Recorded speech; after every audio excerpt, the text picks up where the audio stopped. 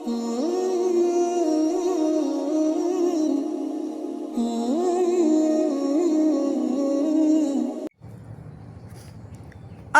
আলাইকুম ওয়া রাহমাতুল্লাহি ওয়া বারাকাতুহু।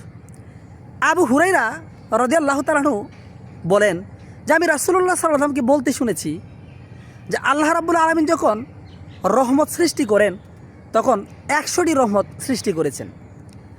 99টি রহমত আল্লাহ সুবহানাহু ওয়া তাআলা নিজের কাছে রেখে দিয়েছেন, একটি মাত্র রহমত দুনিয়াতে আল্লাহ পাঠিয়েছেন। কোনো কাফির যদি আল্লাহর কাছে রেখে দেয়া 99টি রহমত সম্পর্কে, রহমতের সুরক্ষিত সম্পর্কে যদি জানতো, সুরক্ষা সম্পর্কে যদি জানতো, তাহলে সে জান্নাত লাভে নিরাশ হতো না। আর যদি কোনো মুমিন ব্যক্তি যে আল্লাহর কাছে যে শাস্তি রয়েছে, যে শাস্তি সম্পর্কে যদি সে জানতো, তাহলে সে জাহান্নাম থেকে নিরাপদ মনে করতো না। এই হাদিসটি সহিহ বুখারীর 6469 নম্বর হাদিস। এই হাদিসটি আজকে এই জন্যই বললাম যে ভাই, আমি যে আল্লাহ সুবহানাহু ওয়া তাআলার পায়ে সেজদা করছি, আল্লাহ তাআলাকে যতটুকুই পারি, যেভাবেই পারি অল্প অল্প করে ডাকছি,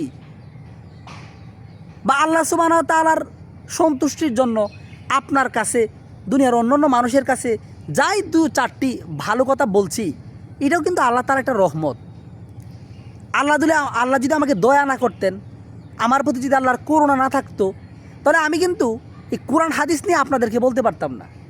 তাহলে হয়তো আমিও অন্য ভাইদের মতো, অন্য কয়েকজনের মতো টিকটক করতাম, স্বামী স্ত্রী কাপল ব্লগ করতাম, তারপরে মনে করেন যে বিভিন্ন ধরনের অশ্লীল ভিডিও তৈরি করতাম।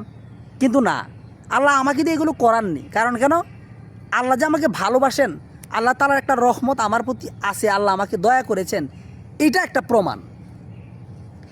আল্লাহর দয়া আমার প্রতি আছে, আল্লাহ তাআলা আমাকে ভালোবাসেন, আল্লাহ তাআলা আমাকে রহমত দিয়েছেন বিদায় আমি এই অশ্লীল পাপাচার কাজ থেকে নিজেকে দূরে রেখে ভালো কাজ করতে পারছি। তবে হ্যাঁ, অনেকের প্রশ্ন হতে পারে, তাহলে যারা খারাপ কাজ করে তাদের কি রহমত নেই? আল্লাহ কি তাদেরকে ভালোবাসেন না? অবশ্যই ভালোবাসেন। আল্লাহ তো কাফেরকেও ভালোবাসেন। যদি আল্লাহ কাফেরকে ভালো না বাসতেন তাহলে তো তাকে খাবার দিতেন না। আল্লাহ যদি বেঈমানকে ভালো না বাসতেন, বেঈমানকে যদি আল্লাহ ভালো না বাসতেন, দয়া না করতেন, তাহলে কি সে দুনিয়াতে বাঁচতে পারতো? কখনো বাঁচতে পারতো না। আমি আসলে এটা বোঝাতে চাইলাম যে আল্লাহ সুবহানাহু ওয়া তাআলা যাকে ভালোবাসেন, আল্লাহ তাআলা যাকে অনেক বেশি ভালোবাসেন, তাকে আল্লাহ তাআলা তাকে দিয়েই দুনিয়ার খেদমত করান, কল্যাণমূলক কাজ করান। উমর রাদিয়াল্লাহু তাআলা একদিন ঘুমন্ত অবস্থায় ছিলেন। আল্লাহ রাসূল একদিন ঘুমন্ত অবস্থায় ছিলেন। সম্ভবত উমর রাদিয়াল্লাহু তাআলা অথবা আবু বকর রাদিয়াল্লাহু তাআলা ওনার পায়ের কাছে গিয়ে একদিন দাঁড়িয়েছিলেন। তো উনি যখন ঘুমন্ত অবস্থায় ডাক দিলে হয়তো তার ঘুমের ব্যাঘাত ঘটবে, এই জন্য তিনি তাকে ডাকেননি, না ডেকে দাঁড়িয়ে রইলেন। তো রাসূল সাল্লাল্লাহু আলাইহি ওয়াসাল্লাম ঘুমের মধ্যে যখন একটু নাড়াচাড়া করলেন, তখন তার পিঠটা ভেসে উঠল, অর্থাৎ তার পিঠের মধ্যে খেজুর পাতার একটা দাগ পড়ে গেল। অর্থাৎ তিনি খেজুর পাতার পাটির মধ্যে একটা ছাটার মধ্যে শুয়ে আছিলেন। তো উমর রাদিয়াল্লাহু তাআলা এটা দেখে তার চোখ দিয়ে গড়গড় করে পানি, কান্না চলে আসলো, পানি রাসূলের পায়ের মধ্যে পড়লো। রাসূলুল্লাহ অনুভব করলেন যে বৃষ্টির ফোঁটার মতো পড়েছে। উনি তাকিয়ে দেখেন উমর কাঁদতেছেন। তখন বললেন, উমর তুমি কান্না করতেছো কেন? তখন উমর রাদিয়াল্লাহু তাআলা বললেন যে আল্লাহ রাসূল, আপনি হচ্ছেন অর্ধ দুনিয়ার বাদশা, সারা দুনিয়ার বাদশা আপনি। আল্লাহ আপনাকে এত সম্মান, এত মর্যাদা দিয়েছেন, অথচ আপনি ঘুমান কই? খেজুরের একটা চাটাইয়ের উপর। আর কাফের বেঈমান মুশরিক যারা আছে তারা ঘুমাচ্ছে আলিশান রাজপ্রাসাদে, বড় বড় অট্টালিকায়। তখন রাসূল সাল্লাল্লাহু আলাইহি ওয়াসাল্লাম বললেন যে উমর, তুমি কি দুনিয়ার শান্তি চাও না আখিরাতের শান্তি চাও? সুবহানাল্লাহ। তা আসলে এই কথাটা এই জন্যই বললাম, আমরা যারা ইসলামের জন্য কাজ করি, আমরা কিন্তু খুব ভালো করে জানি যে ইসলামিক কন্টেন্টগুলো ভাইরাল হয় না, সেটা আদৌ হবে না। কারণ ইসলামিক কথাগুলো তো মানুষ দেখে কম। মানুষ মজা মাস্তি, স্বামী স্ত্রী কাপল ব্লগ, বিভিন্ন ধরনের অশ্লীল ভিডিও, বিভিন্ন ধরনের হারাম কিছু, এগুলোতে মানুষ আসক্ত বেশি। এজন্য ভালো কিছু তারা দেখে না।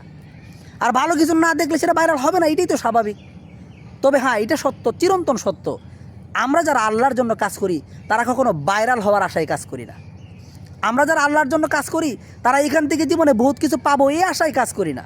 আমরা কাজ করি, আমার এই একটা কথা, আমার এই একটা হাদিস, একটা কোরআনের আয়াত যদি একটা মানুষও যদি দেখে, সারাদিনে যদি একজন মানুষও যদি দেখে, এটাই আমি আল্লাহর কাছে শুকরিয়া যে না, আমি আমার কথাগুলো, আমার রাসূলের কথাগুলো, আমার আল্লাহর কথাগুলো আমি আমার কোনো একটা ভাইয়ের কাছে পৌঁছে দিতে পেরেছি, এতে আমি সন্তুষ্ট। আসসালাম।